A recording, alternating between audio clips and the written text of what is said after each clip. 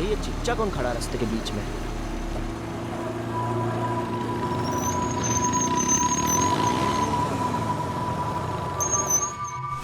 चिल्लाओ मत, तेज बाइक मत चलाओ, नियम नहीं मालूम? अरे क्यों ट्रैफिक हवलदार बन रहे हो चिच्चा? आया बड़ा हमें नियम सिखाने वाला। गौरव शिखर चलो।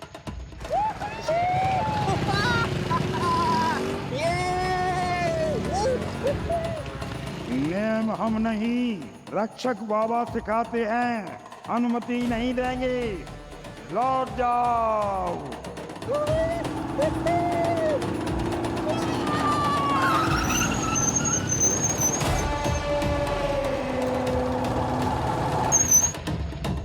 रक्षक बाबा निवास स्थान और ये सारा चढ़ावा, ये तो वही है ना जो उस बोर्ड पर लिखा था और बाबा ने कहा था। यानी अनुमति मांगनी होगी, लेकिन कैसे? अबे घर है या घर का कंकाल, और ये रास्ते के बीच में ये ऐसा सब कौन बनाता है यार? ऐसी अतरंगी जगह पर आकर अपना निशानी बिना तो बनता है ना। बनता है। निशानी। मानव, गौरव, यार चलते हैं यार प्लीज। ये क्या चीज है? मानव प्लीज चलते हैं यार। क्या है ये सब पगलापंती? ये मिली अपन को अपने काम की चीज। मानव प्लीज, गौरव चलते हैं यार। रक्षक बाबा की रेसिंग बाइक। चलते हैं यार प्लीज, कोई और रास्ता लेते हैं। अबे फट्टू चंद, दिखा दी ना तूने अपनी औकात, यहीं से जाएंगे। गौरव समझाना इसको भाई। अरे यार क्या बकवास कर रहा है? तुझे लौटना ना तो तू लौट जा, हम तो यहीं से जाएंगे। यार प्लीज मानव, गौरव, यार दूसरा रास्ता लेते हैं ना यार प्लीज। तू रहने दे।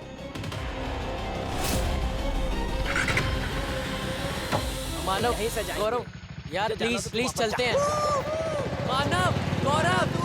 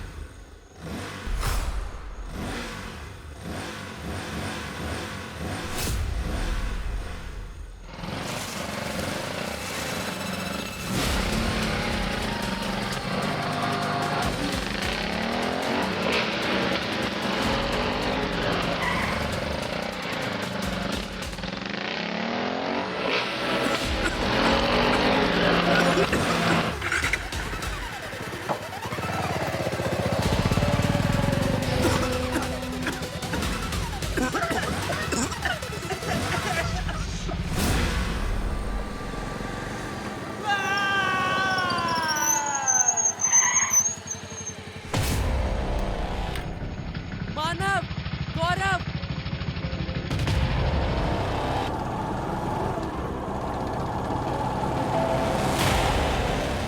मानव, गौरव,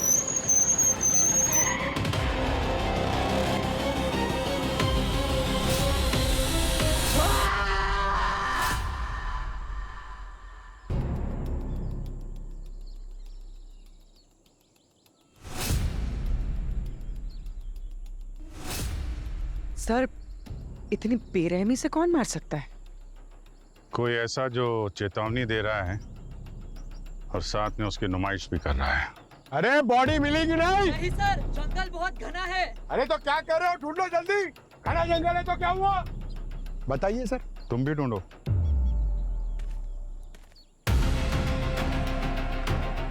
वो तीसरा लड़का? सर ये रहा वो तीसरा लड़का जिसके बारे में हम बताए थे, जो बच गया था, उन दोनों लड़कों के साथ था और भागते हुए थाने आया था। अरे क्या नाम बताए थे जी? शिखर। शिखर, हम जानते हैं तुम्हारे लिए थोड़ा मुश्किल है, पर तुम्हारे दोस्तों के कातिल को पकड़ने के लिए तुम्हारी मदद लगेगी। कल रात क्या हुआ था बताओ। सर, हम तीनों बाइकिंग ट्रिप पर निकले थे। हम मस्ती करते हुए जा ही रहे थे, लेकिन फिर चिल्लाओ मत, तेज बाइक मत चलाओ, नियम नहीं मालूम? हमें रक्षक बाबा वाली बात मान लेनी चाहिए थी। चौरसिया जी, ये रक्षक बाबा की क्या कहानी है? अरे बहुत पुरानी कहानी है सर। पन्ना लाल नाम का एक आदमी था जो यहीं रहता था, अपना घर बनाना चाहता था। एक दिन भरी बारिश में बाइक से निकला और इसी फ्रेम से टकरा गया सर। उसके बाद उसकी गर्दन अलग हो गई। उसके बाद सर इस फ्रेम को जिसने भी बनाने की कोशिश की वो बचा नहीं सर, मर गया। इसी रोड की रक्षा करता है वो, लोग उसे रक्षक बाबा बुलाते हैं। उसके बाद लोग यहाँ से जाते हैं तो अगर कोई खतरा होता है तो कोहरा छा जाता है, बाइक की आवाज़ आने लगती है। लोग यहाँ से नहीं लौटते तो कभी नहीं लौटते सर। इसके पहले भी कोई मरा है यहाँ पे? कहानियाँ ही सुनी है, देखा तो हमने भी नहीं। अभिजीत सर, हाँ पंकज, बॉडीज मिली क्या? नहीं सर, टायर मार्क मिले। हाँ, ये देखिए, 1 2 3 टायर मार्क्स हैं सर। 2 वो लड़कों के होंगे और तीसरा वो भूतिया बाइक का होगा सर। यहाँ से आगे ट्रैक करना मुश्किल है क्योंकि ये झाड़ियाँ हैं सर। सर ये वहाँ आगे चेक किया कहाँ से आई ये बाइक? वहाँ तो मल्टीपल टायर मार्क्स है सर, वहाँ तो पॉसिबल ही नहीं। तेरे की सर ये अजीब सी बदबू नहीं आ रही है? हाँ, कुछ स्मेल तो है। पेट्रोल डीजल नहीं है, कुछ और ही है। रुक जाओ, आप अंदर नहीं जा सकते। ये बाबा का निवास स्थान है, हम पूजा करते हैं। 2 खून हुए हैं यहाँ, इन्वेस्टिगेशन तो करनी पड़ेगी सर। जानते हैं तुम्हारी इन्वेस्टिगेशन, लेकिन मरने वालों ने रक्षक बाबा का अपमान किया है। अनुमति के बगैर अंदर जाओगे तो दंगे हो जाएंगे। एक मिनट।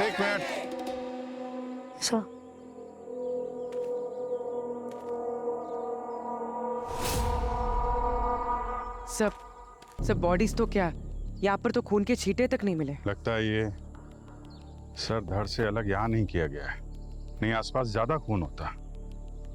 ये कांड कहीं और किया गया है। 2 पूजा करते हैं। इंस्पेक्टर साहब, ये जंगल कितना बड़ा है? सर जंगल 40 एकड़ में फैला हुआ है। चप्पा खुजने में तो हालत खराब हो जाएगी, कई दिन चले जाएंगे। 2 लाशें लेके कोई कितना अंदर जा सकता है? कौवा बहुत मंगा है।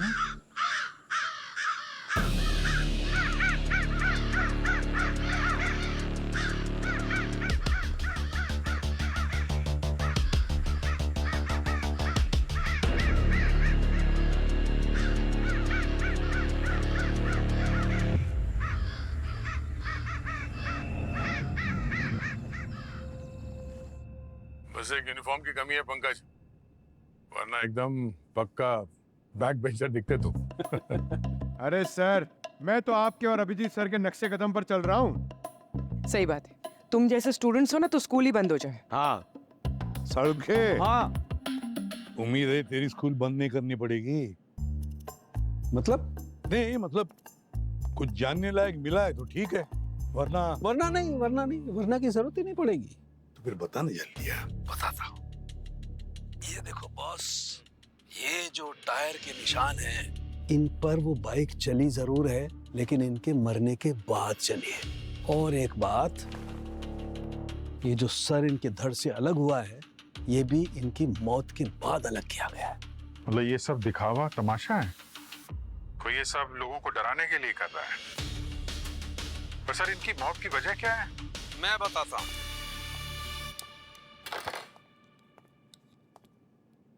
ये देखो अभिजीत, इनकी मौत हुई है रैपिड हाइपोक्सिया की वजह से। दरअसल इनके खून में और इनके फेफड़ों में मुझे सोडियम अजाइड नाम का केमिकल मिला है, जिसकी वजह से इनके खून में जो सेल्स हैं उसने ऑक्सीजन अब्सॉर्ब करना बंद कर दिया था, इसलिए ये कोलैप्स हुए और कुछ ही मिनटों में इनकी मौत हो गई। अभिजीत, तुमने उस तीसरे लड़की के बारे में जिक्र किया था, क्या नाम उसका, शिखर, उसने उस कोहरे का जिक्र किया था। तो डॉक्टर साहब, अगर कोहरे में वो केमिकल आ सकता है तो फिर ये शिखर वो बच कैसे गया? दया, कोहरे में वो सोडियम अजाइड आ तो सकता है, लेकिन इनके केस में नहीं आया। मतलब ये कि वो जो कोहरे में जो स्मेल थी वो एक किस्म के एनेस्थीसिया की थी। और शिखर की मेडिकल रिपोर्ट में उसकी स्किन पर मुझे इस एनेस्थीसिया के ट्रेसेस मिले और इन दोनों को सोडियम अजाइड इंजेक्ट किया गया। समझ के एक बात बता, ये जो एनेस्थेटिक एजेंट जो इस कोहरे में था, कहीं इससे चक्कर भी तो आ सकती है, हेलुसिनेशन भी तो हो सकता है।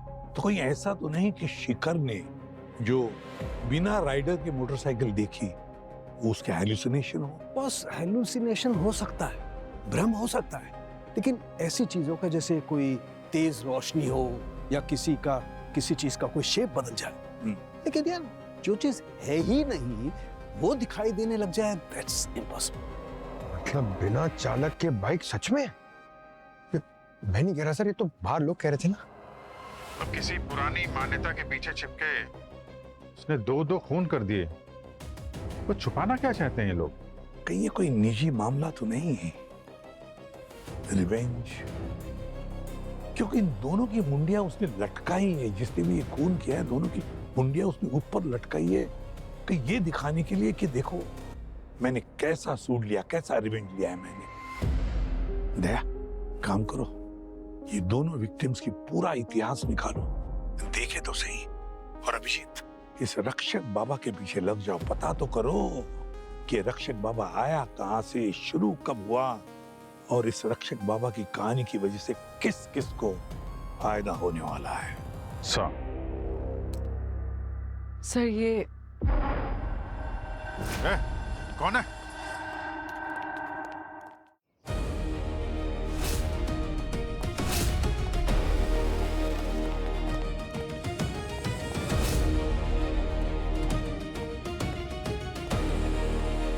हाँ, आदमी तो भाग गया।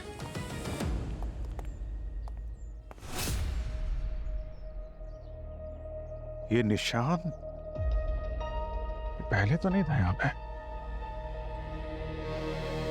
कोई तो था।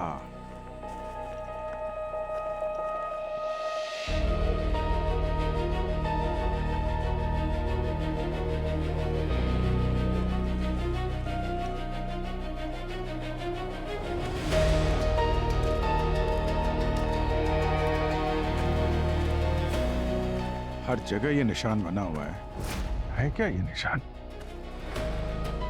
वो जो बाइक में लड़का बचा था वो भी एक निशान की बात कर रहा था, कहीं यही तो नहीं है वो निशान?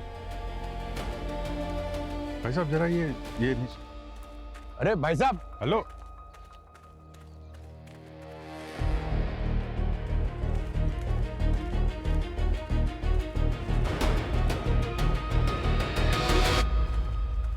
बेटा सुनना जरा, देखो ये वहां पे जो वो निशान बना हुआ है लाल रंग का, ऐसा चक्र जैसा, क्या है, कुछ मालूम है उसके बारे में? ये हाँ, ये तो रक्षक बाबा। हाँ? अरे मैम, सारे के सारे मुंह बंद करके बैठे हुए हैं।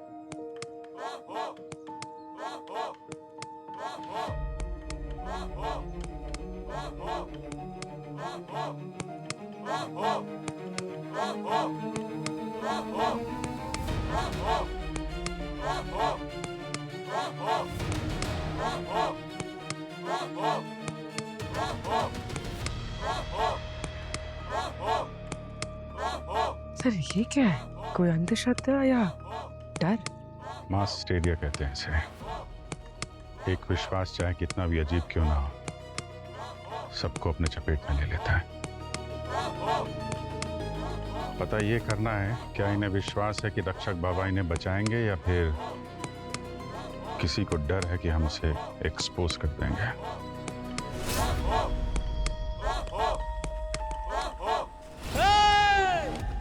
रुक जाओ।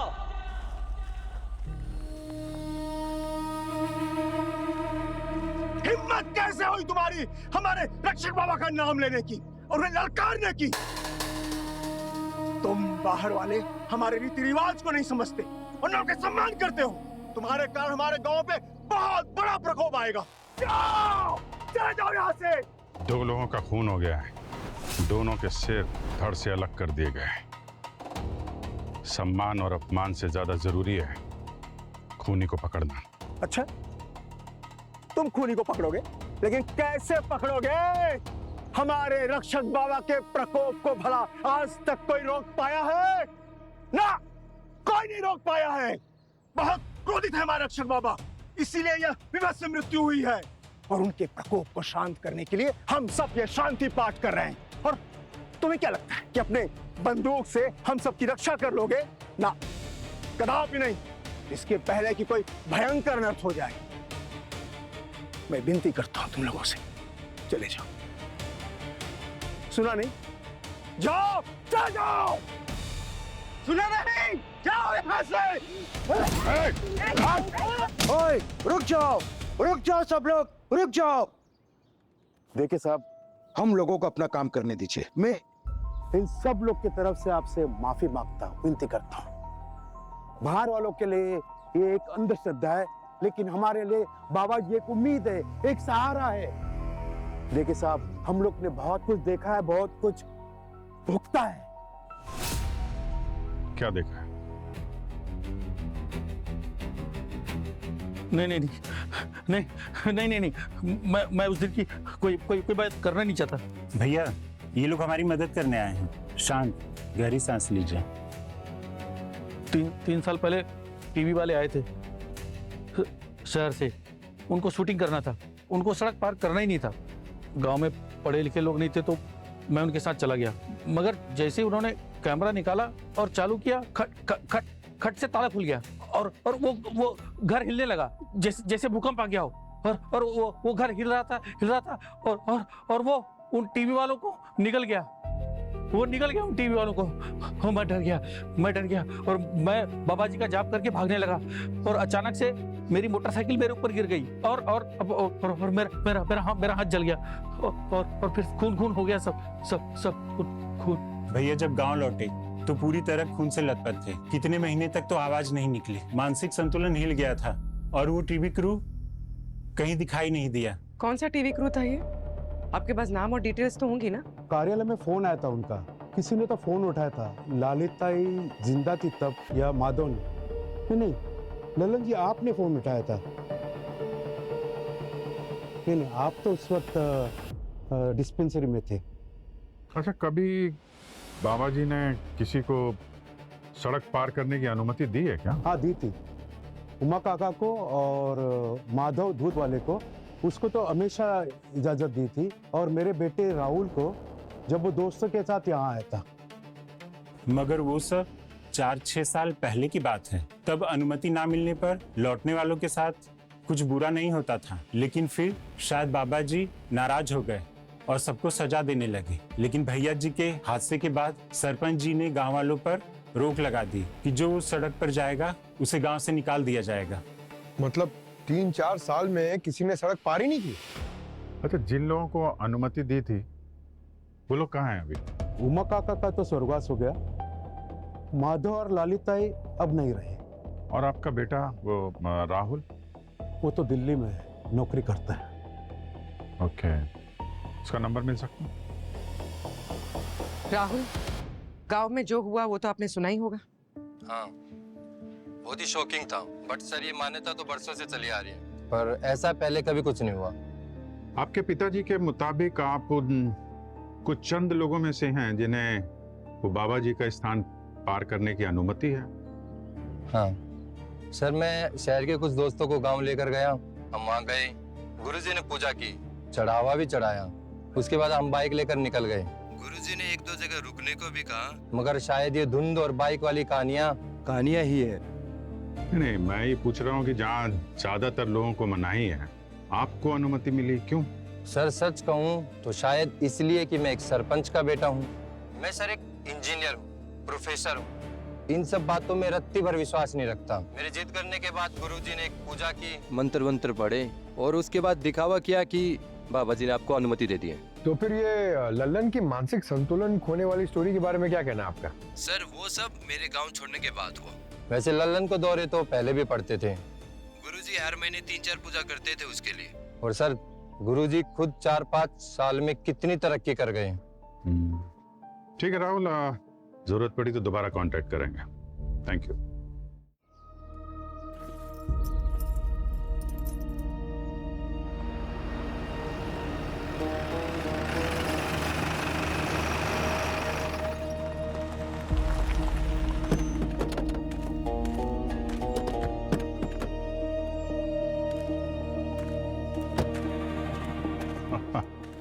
आइए आइए गुरुजी आइए। अरे पंकज, हमने तो सुना था कि सरपंच जी ने गांव वालों का इस रास्ते से आना जाना बंद कर दिया है। तो हम जैसे आम लोगों के लिए ना सर, रक्षक बाबा की कहानी सुनाने वाले महाअनुभव के लिए थोड़े ही सर। अरे हाँ, ये बात तो है। मुझे सब समझ में आ रहा है कि तुम दोनों के बीच में क्या खिचड़ी पक रही है। अब असली कातिल नहीं पकड़ पाए तो अपना उल्लू सीधा करने के लिए मेरे पीछे पड़े हो। ध्यान रखना, अगर गांव वालों को रत्ती भर भी भनक लगी कि तुम लोगों ने मुझे यहां घेरा है तो क्या? हाँ? अरे मुझे लगता है कि गांव वालों को यहाँ बुला ही लेना चाहिए। मुझे ये जानने में बड़ी दिलचस्पी हो रही है कि जब उन लोगों को पता चलेगा कि गुरुजी उनको धोखा दे रहे हैं, उनके घर में काला धन पड़ा हुआ है, उनके घर में प्रॉपर्टी के पेपर पड़े हुए हैं, तो वो लोग कैसे रिएक्ट करेंगे? रक्षक बाबा की कहानी से सबसे ज्यादा तुम्हें फायदा हो रहा है राकेश नंदन उर्फ गुरुजी। इतना कि तुमने दुबई में भी घर खरीद लिया और अपने बच्चों को वहां पे सेटल कर दिया है? फिर शहर से 3 लड़के आए जिन्होंने तुम्हारी इस मनगढ़ंत कहानियों को चुनौती दी, और तुम्हें लगा कि इसके पहले गांव वालों का डर खत्म हो जाए, तुमने उन्हें रास्ते से हटा दिया। ऐसा है कि इस देश में लोगों को तर्क वितर्क से नहीं, डर से बांध कर रखना होता है। एक ऐसा डर कोई अनहोनी ना हो जाए, समझे? और जो उस डर को दूर कर दे वो गांव वालों का विश्वास पात्र बन जाता है। और रही बात पैसा कमाने की, तो हाँ, हमने आर्थिक फायदा उठाया है, लेकिन जोर जबरदस्ती से नहीं, किसी के जेब में डाका डालकर नहीं, अपनी श्रद्धा से, अपनी मर्जी से, ईश्वर में आस्था रख के, रक्षक बाबा में आस्था रख के लोगों ने बड़े से बड़े पाठ हमसे करवाए हैं, समझे आप? और रही बात जो आप लोगों ने देखा, वो हमारा मुनीम है और दिन भर के पैसों का हिसाब किताब देने हमें वो यहाँ आता है, क्योंकि ये सुनसान सुरक्षित सड़क है। पैसों के लेन देन के लिए बहुत ही सही जगह है। और मैं इतना भी मूर्ख नहीं हूं कि अपनी इस प्रतिष्ठा को दांव पर लगाऊंगा। थोड़ी सी अपनी बुद्धि का सदुपयोग कीजिए। पागल नहीं हूं कि मैं मीडिया को, पुलिस वालों को अपने दहलीज पर बुलाऊंगा। 300 लोग भी आ जाए ना तो साबित नहीं कर सकते इस गांव के लोगों के सामने मैंने जो झूठ गढ़ा है ना, तो वैसे ही रहेगा।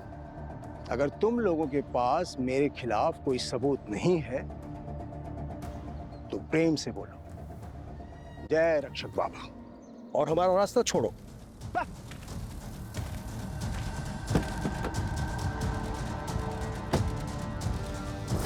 वैसे अभिजीत, उस पाखंडी गुरु की बातों में दम है, सही कह रहा है वो। पहले एक कहानी आती है कि गुरुजी की अनुमति लो, अगर अनुमति मिले तो ठीक, अगर ना मिले तो लौट जाओ। फिर आती है दूसरी कहानी, अगर लौट नहीं जाओगे तो गुरुजी का प्रकोप होगा, बहुत बुरा हादसा हो जाएगा। तो लोग बेचारे क्या करें? ये जो भी है ना, ये जो कहानियां बुन रहा है, वो उन गांव वालों को अपने काबू में रखना चाहता है और कुछ नहीं। सर, हाँ, ये देखिए सर, मैंने उन लोगों की पूरी डिटेल निकाल ली है। बहुत गलत किया तुम लोगों ने, मैं तुम्हें सजा दे के रहूंगा। मेरी बेटी का ऐसा हालत किया तुम लोगों ने।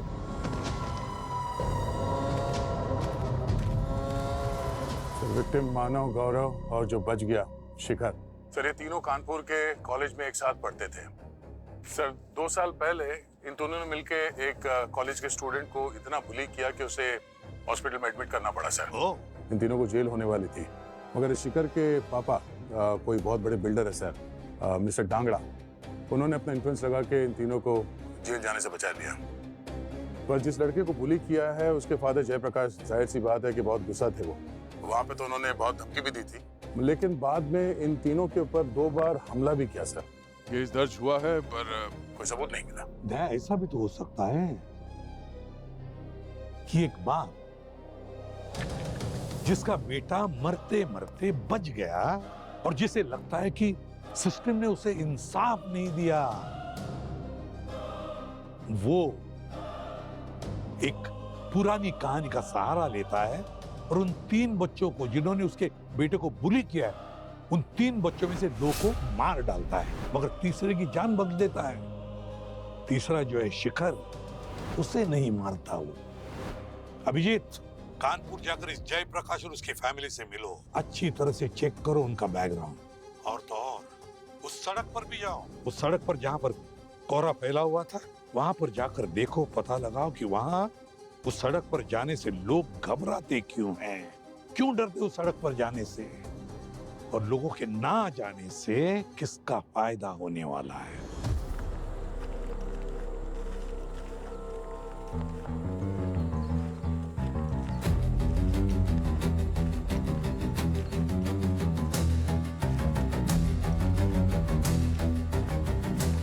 यहाँ पे कुछ वैसी स्मेल है जैसे उस दिन आ रही थी ना। केमिकल की स्मेल ना ये, लेकिन यहीं से क्यों आ रही है सर?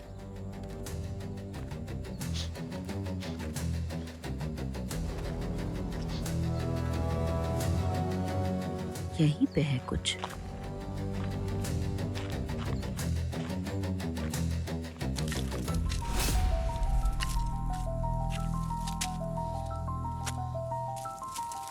सर ये तो खेतों में इरिगेशन के लिए यूज होती है, इस जंगल में क्या कर रही है?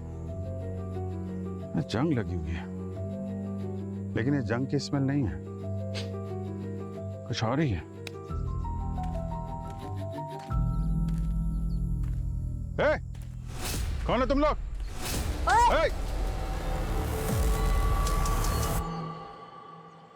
आप इन्हें पहचानते हैं? ये जो बैठा है ना, ये मेरा बेटा है। यूके की बड़ी यूनिवर्सिटी ने इसकी एप्लीकेशन है ना एक्सेप्ट की थी। इस वक्त ये वहां पढ़ रहा होता।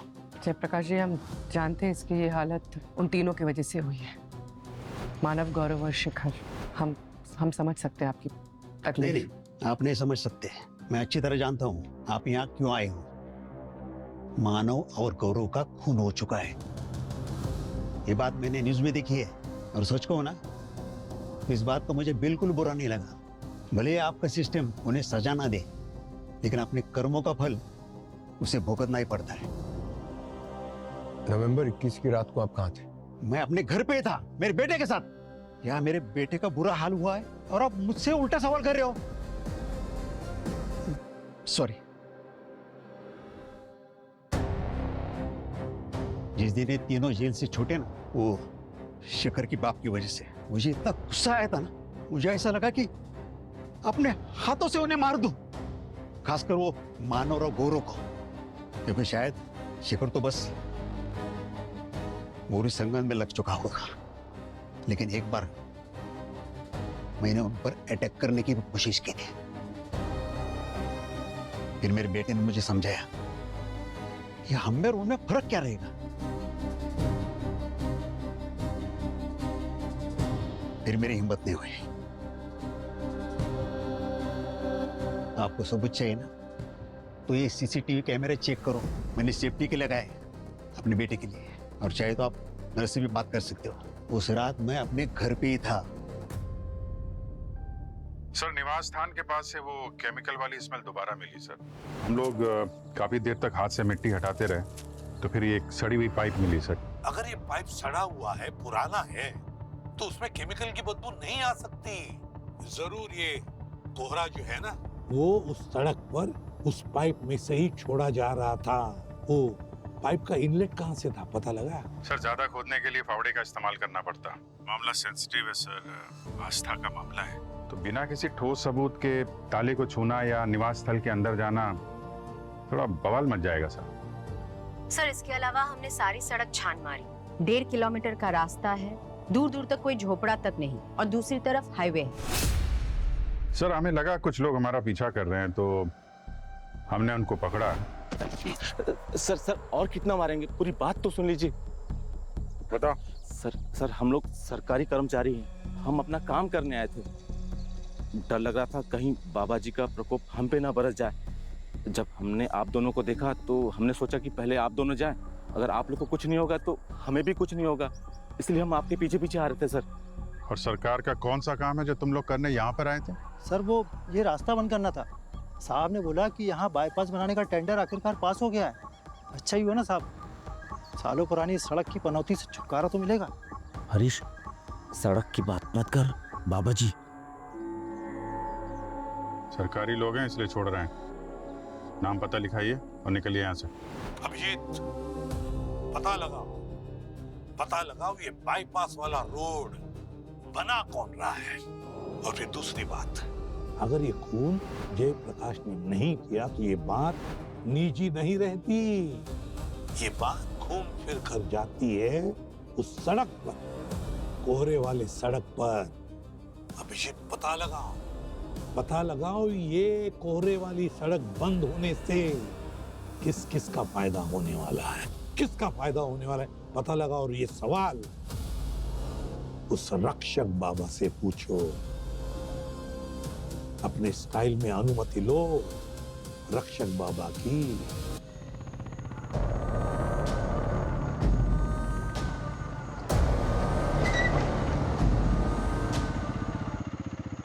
हाय गाइस, तो ये है फेमस खौफनाक रक्षक बाबा का निवास स्थान। कहते हैं यहाँ से अनुमति लिए बिना हम आगे नहीं जा सकते। चलो अनुमति लेते हैं। अरे अनुमति गई तेल लेने, मैं जा रहा हूँ यहाँ से। अरे कहाँ जा रहे हो? अरे हम रक्षक बाबा के वीआईपी गेस्ट हैं, चलो अंदर। चलो चलो। तो हम चले। चलो। अरे घंटी बज गई। नहीं, चलो चलो चलो। कौन बजा रहा है? अरे मिल गई अनुमति, चलो आओ अंदर। अरे मजा आएगा, चलो चलो ना।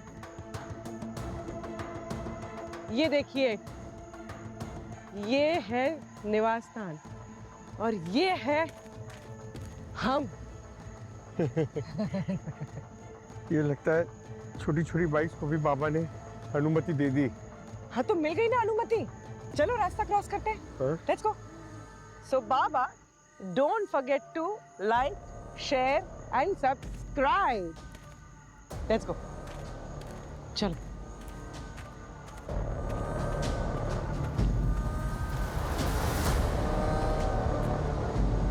रास्ता क्रॉस करते हैं।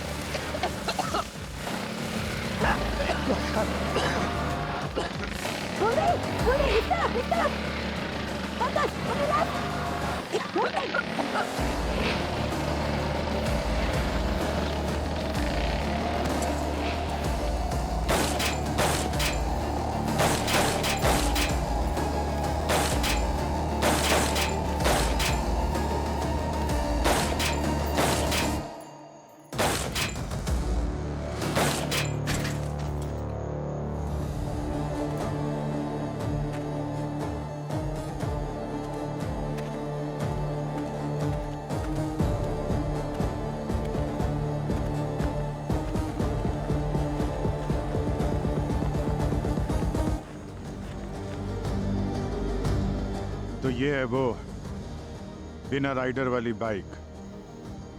अब इसके राइडर का पता तो सालू के साहब ही लगाएंगे।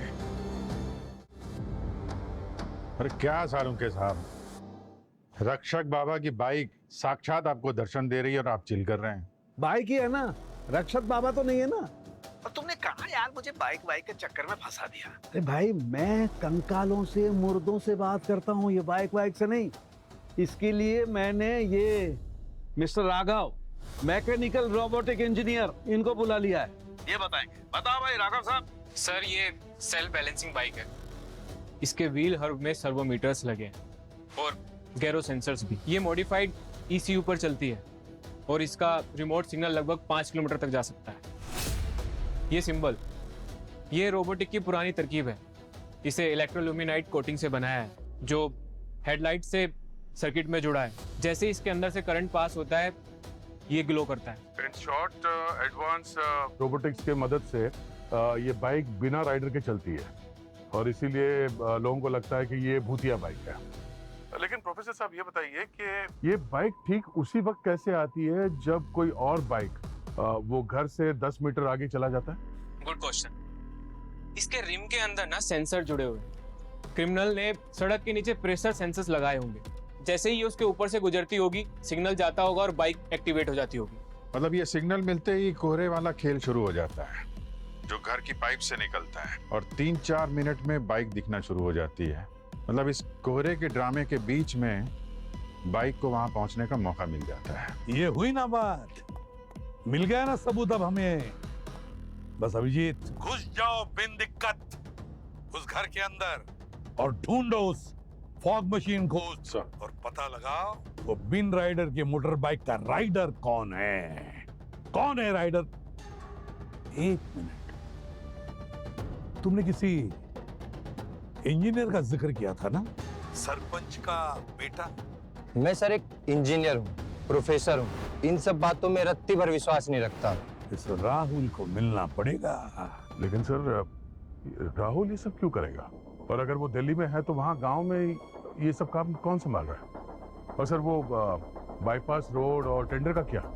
सर बहुत सारी गुत्थियां हैं सर। एक मिनट, बस मेरे पास ऐसा कुछ है जो आपकी इस गुत्थी को सॉल्व कर सकता है।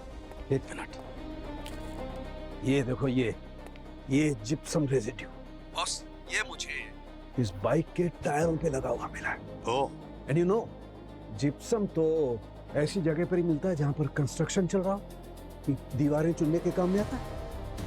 पंकज, चौरसिया से पता लगाओ आसपास कोई कंस्ट्रक्शन साइट है क्या, जल्दी। हेलो हेलो, चौरसिया जी। हाँ सर। अच्छा, हम जहाँ पर है वहाँ से 3-4 मिनट दूर लगभग 2-3 किलोमीटर के रेडियस में कोई अंडर कंस्ट्रक्शन बिल्डिंग है क्या, बड़ी या छोटी? सर वैसे तो सारे नए कंस्ट्रक्शन 10 किलोमीटर से पहले हैं, लेकिन सर जंगल के एक दक्षिण की तरफ एक कंस्ट्रक्शन साइट है। सीधा रास्ता जाएंगे तो बहुत लंबा पड़ेगा, लेकिन अगर झाड़ी झंगाड़ी के बीच से जाएंगे तो शॉर्टकट है सर, तो जल्दी पहुंच जाएंगे sir. VDL builder sir. Sir 2 दिन पहले जो हड़बड़ी में बाईपास का टेंडर मिला है ना, उन्हीं को मिला है सर। इसका मालिक कौन है?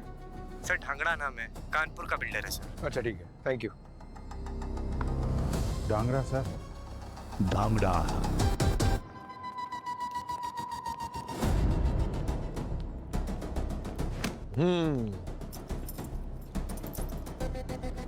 तुम्हारे पापा का है, घर और ऑफिस दोनों जगह नहीं है। मानव और गौरव को मारना कौन चाहता था? तू के पापा? नहीं सर, खून नहीं, हम तो बस बाइकिंग का आइडिया तुम्हारा ही था ना? तुम ही सबको वहां ले गए थे ना? नहीं, वो तो पापा ने कहा था कि बिलोर अच्छा है, बस निवास स्थान से दूर रहना। Very good. पापा को फोन करो, बोलो कि बेटा तुम अरेस्ट हो गया।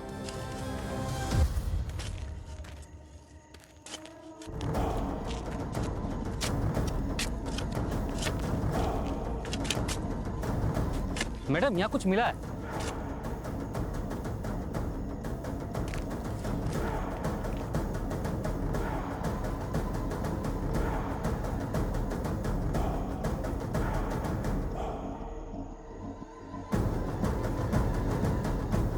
सर, फॉग मशीन मिल गई।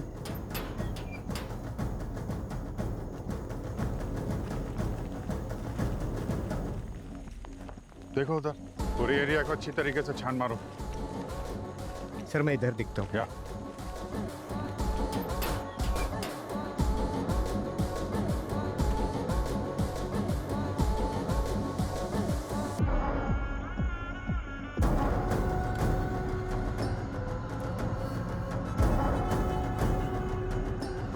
सर कुछ नहीं मिला। ये देखो, सर्वो ब्रैकेट। ओहो, और ये कंप्यूटर, सारा सामान यहाँ से चलती है।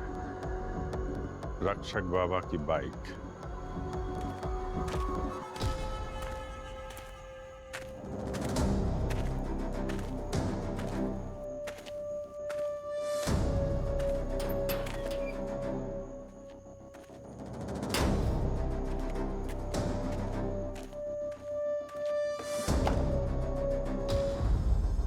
सामान लेके जाने के चक्कर में हो? हाँ? अरे रे रे रे रे मास्टर साहब, मैं उस दिन की कोई बात करना नहीं चाहता।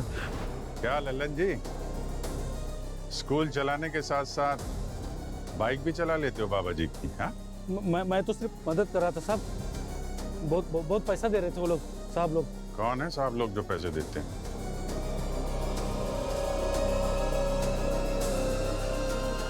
कौन है?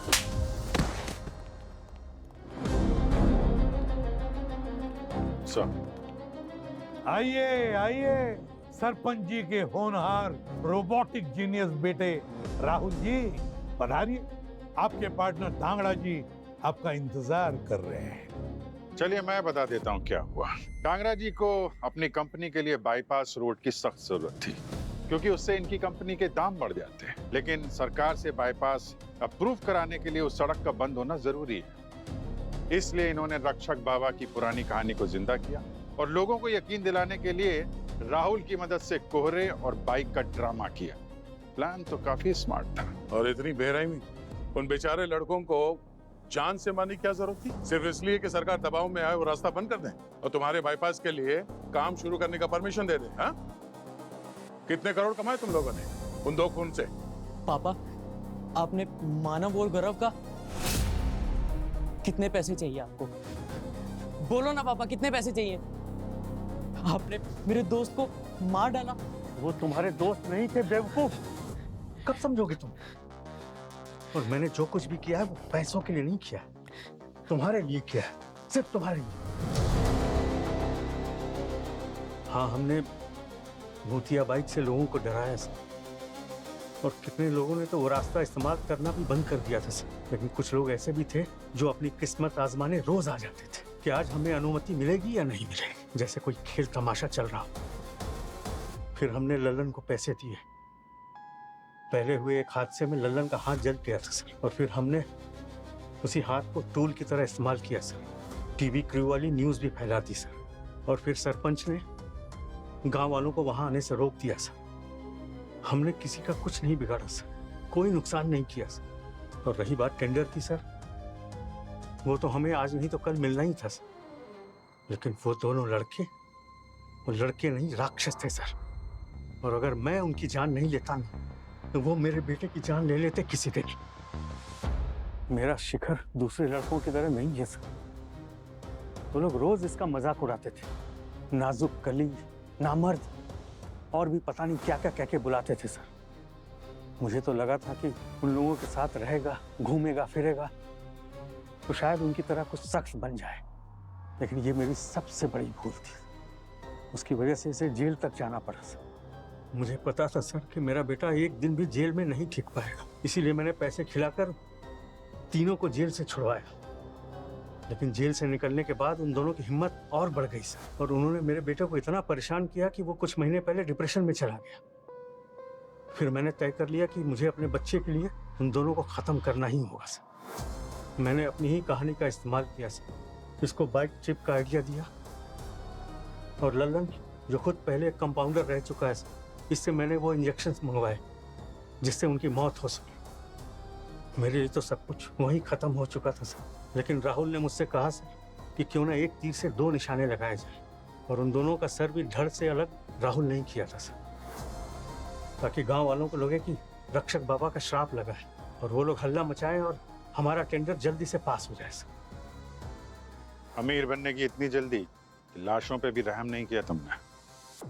मैं ये सब नहीं करना चाहता था सर, मुझे तो सिर्फ अपने बेटे की चिंता थी सर। वाह रे वाह, बाप हो तो ऐसा, वाह। अगर अपने बेटे की इतनी चिंता थी तो उसे उन गुंडों का सामना करना सिखाते, उन गुंडों की जान नहीं लेते। और साथ में तुम्हारा ये पार्टनर रोबोटिक जीनियस राहुल, उसने तो उन दोनों के मौत का तमाशा बना दिया। अब जिंदगी भर आपका ये मासूम बेटा अपने आप को कोसते रहेगा कि मेरी वजह से 2 लोगों की जान चली गई, मेरे बाप ने उनका खून कर दिया, और तुम अपने आप को जेल में कोसते बैठना। ये क्या किया मैंने अपने बेटे के लिए।